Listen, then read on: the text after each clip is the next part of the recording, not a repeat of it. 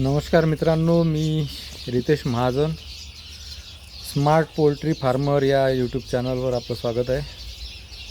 तर आज माझ्या बॅचचा सहावा दिवसाचं नियोजन तुम्हाला सांगतोय.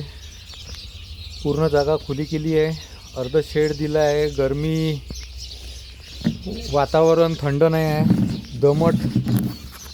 गरम दमट या पद्धतीने आताच पाऊस पडून गेला आहे. तर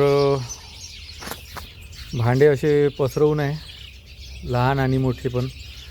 काही भांडे उचलले लहानवाले, पाण्याचे, खाद्याचे तसेच आहे. तर कालपर्यंत अँटीबायोटिकचे डोस दिले 4 दिवस, आणि आता इकेअरची स्ट्रेस कमी करायसाठी त्याचे डोस चालू आहे. तर अशा पद्धतीनं मित्रांनो आमचं नियोजन आहे. आता लाईटाची संख्या पण आम्ही कमी करायचा विचार चालू आहे. कारण काल वर करूनही लाईटाखाली पक्षी यायला तयार नाही. पक्षी खेळत आहे, आता बढिया बसून आराम करत आहे. आराम, कोणते खाणं पिणं अशा पद्धतीनं चालू आहे.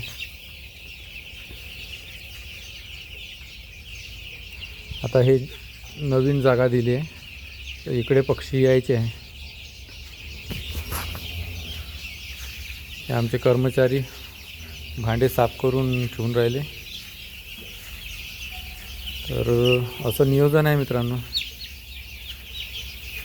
वेळेत नियोजन केलं तर रिझल्ट मिळते. बाकी तर काही गॅरंटी नाही आहे की लाईव्ह स्टॉकमध्ये काही पण होऊ शकते, पण वेळेत हे केलं तर त्याचा रिझल्ट आपल्याला मिळतो.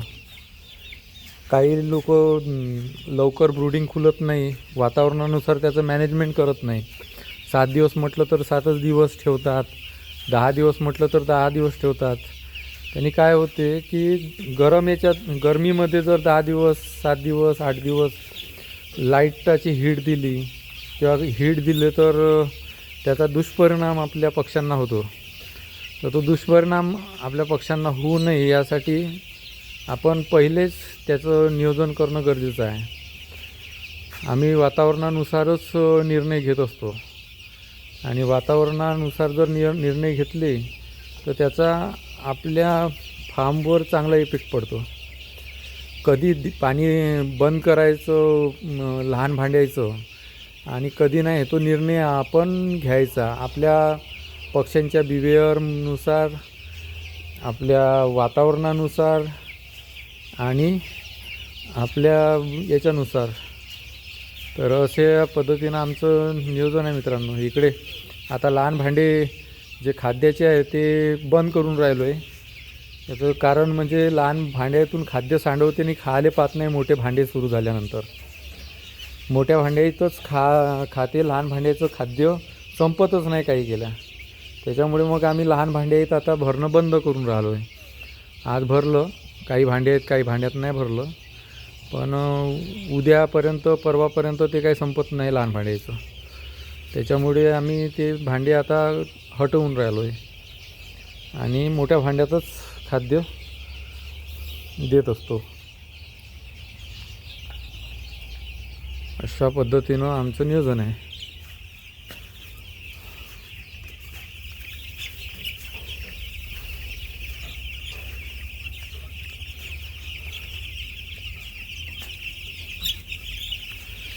मित्रांनो, आपल्या पक्ष्यांमध्ये आपण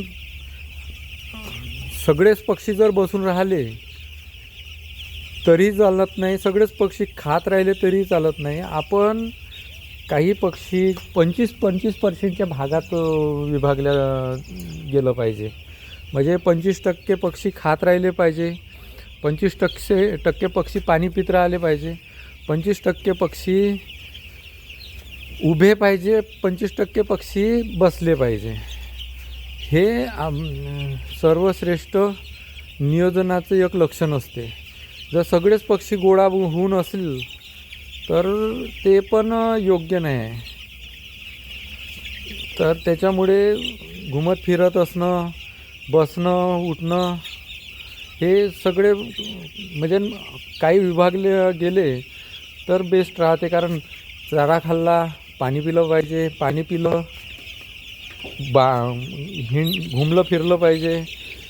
त्यानंतर घुमलं फिरलं पाहिजे. त्यानंतर काही पक्षी आराम करत बसले पाहिजे. कारण खाणं पिणं झाल्यानंतर आराम पण तेवढाच महत्त्वाचा असतो. आराम जर नाही मिळाला तर ते पण योग्य नाही.